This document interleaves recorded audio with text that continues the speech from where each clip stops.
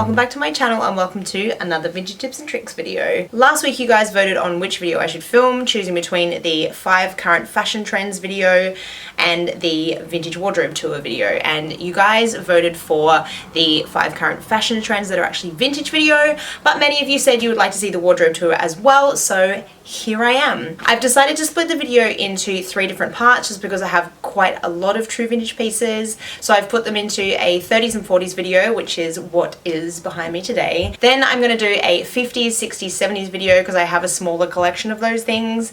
And then I'm going to do a performance dresses video because my collection is largely performance dresses, so I'm going to do a separate video just for those. And because they're exciting to see, but not like super relevant to a lot of people. Unless you're a performer, you're not likely to wear those kinds of dresses out and about. So they're probably less, I think, what people are aiming for, but I'm happy to share them with you guys. So let's get started. So I'm just gonna work my way through the selection I have behind me. I will start with this one here. There's a few skirts pinned together here, but this one is a 1940s sort of like mid-calf length skirt with a beautiful print on it. If you guys can see, I'll hold it up nice and close for you. Very floaty and quite nipped in at the waist, but that very A-line silhouette that I really love. So I found this one at the Hammersmith Vintage Fair, and I think I got it for about £40, which wasn't too bad. It's got a couple of like little holes in it that I've hand mended and some like, I think there might be rust stains, some like little orange stains on it, but it's beautiful. It's all hand stitched on the inside, completely handmade, and it's just really pretty. And throughout the video I will share little pictures that I've shared on Instagram of me wearing the pieces. I'm not going to style all up today because it is freaking boiling and I couldn't stand the idea of like getting changed and being stuck in my room, which is really hot and there's no aircon. So yeah, I'm going to share Instagram pictures instead of putting the clothing on for you guys. This next piece is a 1940s poplin shirt. I really love this particular feature about it, and that is that the sleeves like fold back on themselves, which I thought was super cute. It needs an iron, so it's not sitting that great, but yeah, the sleeves turn back on themselves and they've got the cuffs going in like different directions, which is very adorable. And it's got the very classic 40s collar, and then the length of it is quite short, so it is designed to go with high-waisted pants, or you can tie it up, which I do as well. Yeah, just really cute. It's like a sage green color. I don't know if you guys can tell on here, but it's sage green stripes with white. And although it's quite thick, it is actually quite breathable. So yes, I picked this up at a vintage store in Shoreditch. I will pop the name up here because I can't remember what it is right now. But yeah, it was quite a recent purchase, but one I'm getting a lot of wear out of. This next piece is one that I eyed off on Etsy for a really long time, and I spent the money shipping over from America. It is a 1940s Jovan Fashions. The label is on the inside. Now, Jovan Fashions was really famous for ripping off Lillian designs and selling them cheaper. So I liked the story behind that. I don't have the budget at the moment to get a Lillian as much as I would love one. So to get a suit that has like a bit of a story attached to a Lillian and a bit of controversy around it, I really love. And I just couldn't get past the color. First of all, forest or really dark green colors are an absolute addiction of mine. I just think it's a beautiful color and you don't see it very often in modern or in vintage fashions. And I couldn't get past this kind of petal leaf style triple lapels. I just thought it was really unique, really beautiful. It's got covered buttons as well, and it came with a matching skirt under here, which you will see in the picture above. I didn't get much wear out of it because I bought it toward the end of winter, and then of course it got hot and it's not really like wool suit kind of weather, but I will definitely be wearing a lot of this next season. This next one is one that I haven't actually photographed, so I don't have a photo to share to you guys because I haven't been exercising very much and I've put on some weight, and this is super tiny. Like, this is a small size 6 easily, and there's like no bust room whatsoever. So for me to get in it, I have to have been doing a lot of regular long distance running and being really healthy with my diet, and haven't been doing that recently. So I can't get it on. I'll be honest with you. Once I am back on my kind of healthy kick, I will take some photos in this one for you guys. It is a piece that was actually, I believe, made by my grandmother. maybe it was made for my great-grandmother. It's definitely a piece from my family, so either my great-grandmother or my grandmother owned this. I have a feeling maybe my great-grandmother, because my grandmother was of bigger stature. She was more of like an Australian size, like 12, I would guess, a 10 to 12. And I have a few of her vintage pieces and they're a bit big for me, and this is like technically too small for me, but when I'm on my skinniest side, I squeeze into it because it's so beautiful. But it's a classic like 1940s shape. It has these beautiful, like, I don't know if you can see, come up close, but it has this beautiful checkered ties that you can do as bows all down the front. There's 2 of them to hold it closed. Really big shoulder pads. And then the dress, which I'll show you, seeing as you're not going to see a picture of it. It's ground length. It has like a really straight across bodice and this really cute detail of these like triple straps, which is just really, really lovely. Really tight fitted bodice. The waist actually comes in right at the waistline. It looks like it's underbust, but it actually comes in right at the waistline, and then the skirt goes all the way to the ground and it's very flowy. It's very much like a early 40s, I would say. I think because of the shoulder pads and just the cut of it. Early 40s, possibly late 30s, and then press studded up the side like this. So yeah, late 30s, early 40s. And a very heavy like linen material, so it's quite warm, but when you wear it and you walk, it like clings to you, but it's also really swishy. Oh, it is divine. It's definitely one of my favorite pieces and I can't wait to photograph it and show it to you guys. Yeah.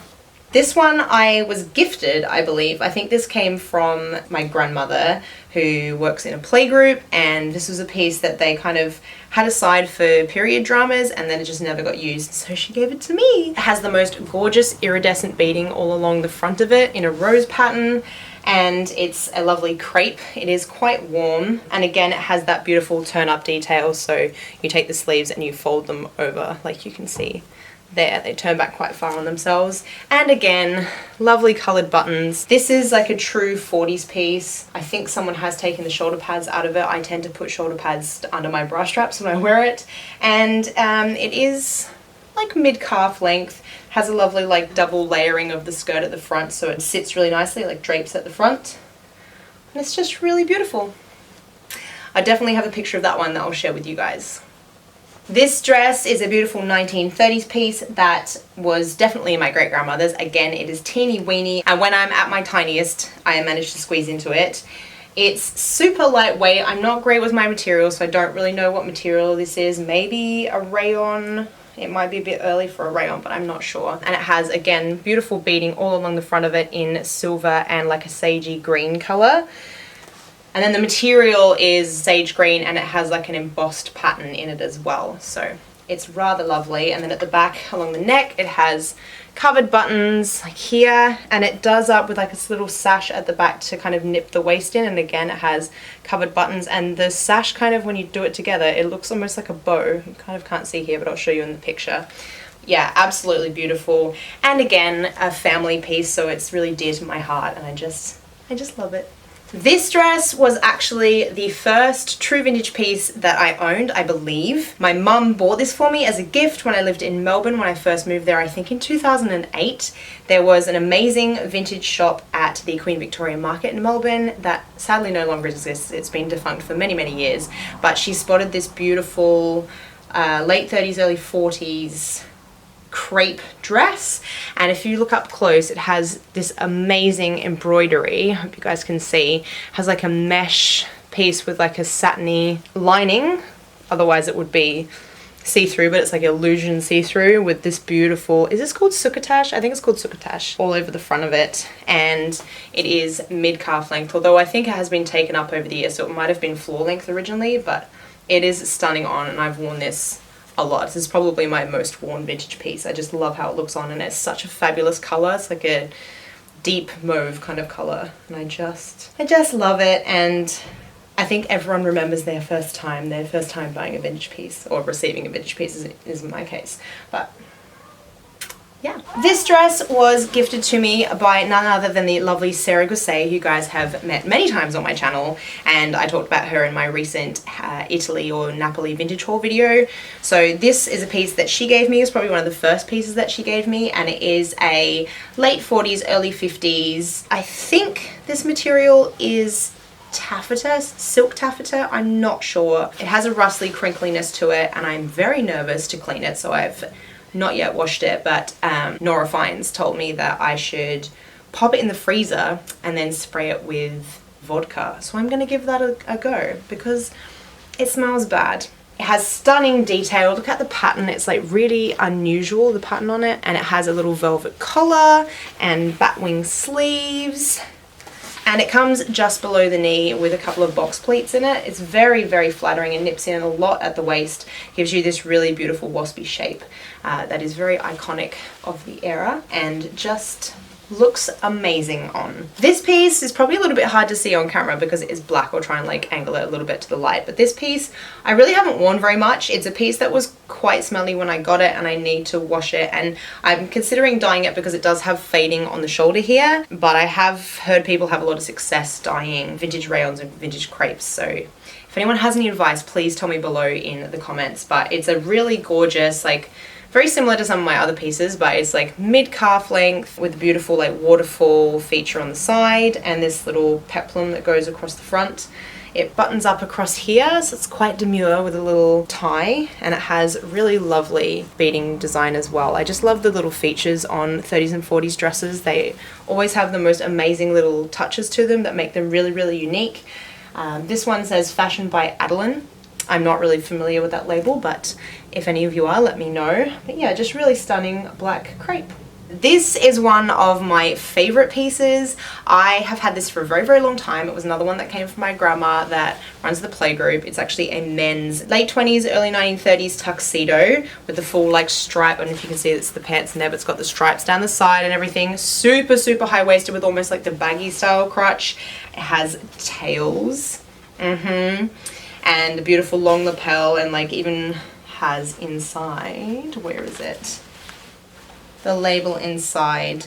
It comes from Henry Bucks of London, made in Great Britain, but then it says Melbourne on it. So they obviously made it for someone in Melbourne, or maybe they had a store, like the Henry Bucks store is from London, but they had another store in Melbourne. I'm not sure, but it is an Australian piece. I got it in Australia, so I'd love to know more background on this, but I don't really know much more about it, to be honest. But it was, the jacket almost fit me. We did a little bit of tailoring with Nana of Splendid Stitches. She did a fantastic job of like nipping it in a bit for me and making it look a bit more feminine. The trousers needed to be taken in a ton. So if you want to see that video, I will link it up above so you can see what it looks like on and the work that Nana did on it. But this one I'm definitely going to wear as a performance piece. It probably shouldn't even be in this video, but sometimes I wear the pants as a casual thing as well. But yeah, this is really amazing, and I can't wait to do a show that's kind of Marlena inspired wearing this because it is my pride and joy. Another piece that was owned by my grandmother, or possibly my great-grandmother. Obviously they handed things down, so it's a little hard for me to know who had what, and I received most of these pieces once my grandmother had passed away, sadly, so I wasn't able to ask her. But I believe by the styling of it that it's probably 1930s, just from the sleeves and the detail on the front, and just like the way that the bust and everything is designed, and it's got sort of a built-in peplum on it, and it's quite long. It feels 1930s to me. I could be wrong, and I would love to hear from you guys what you think, but I'm pretty confident that's the era. It actually comes with a little belt, a material belt made from the same material, and a little like plastic buckle. It's very cute. That's somewhere in my wardrobe that I forgot to get out, but yes, I have some pictures of me wearing it. Usually I wear it tucked in, but obviously over a skirt with the peplum out would look really lovely as well.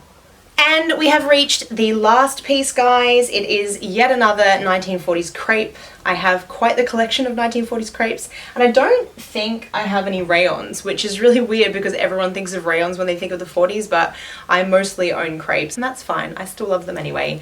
Another one with amazing detailing on it. This is, of course, a 40s piece, and if you look up close, it has the most amazing iridescent butterflies on it. They are embroidered and sequined, and it just has really, really nice details, like even the way that it's pleated on the sleeve so that it sits, like the way that it clings to your arm when you wear it looks really, really beautiful. And if you guys can see that, it's sort of hard to see in the light, but you see it's all pleated here. And again, it has like peplum detail over their hips that's really flattering. And this one has been taken up, but that's probably a good thing because it's a little bit big for me. I still wear it anyway, I just belt it, and it comes like just below the knee for me, and I feel like that looks a bit better because it is billowy. I think if it was long it would just be really obvious that it's too big for me, so I prefer to wear it the way that it is, so I haven't changed that. And it says an ecstasy creation, New York inspired. Again, I don't know much about that label, but if someone else knows about the label, please feel free to let me know. So that's my wardrobe tour, guys. This is just part one. So the 50s, 60s, 70s video is on its way, and then the performance dresses I will have to do once I've been to France, where they're all in storage, but that happens quite regularly, so it shouldn't be too long until you get both of those ones. I hope you liked the video, guys. If you did, don't forget to subscribe and click that little notification bell so you know when my videos come out. Follow me on my Instagram at Miss B-Town, and come and join the Vintage Tips and Tricks group. We would love to have you. Make sure you answer the questions so we know you're not a troll or a bot, and I will see you in next week's video. Bye!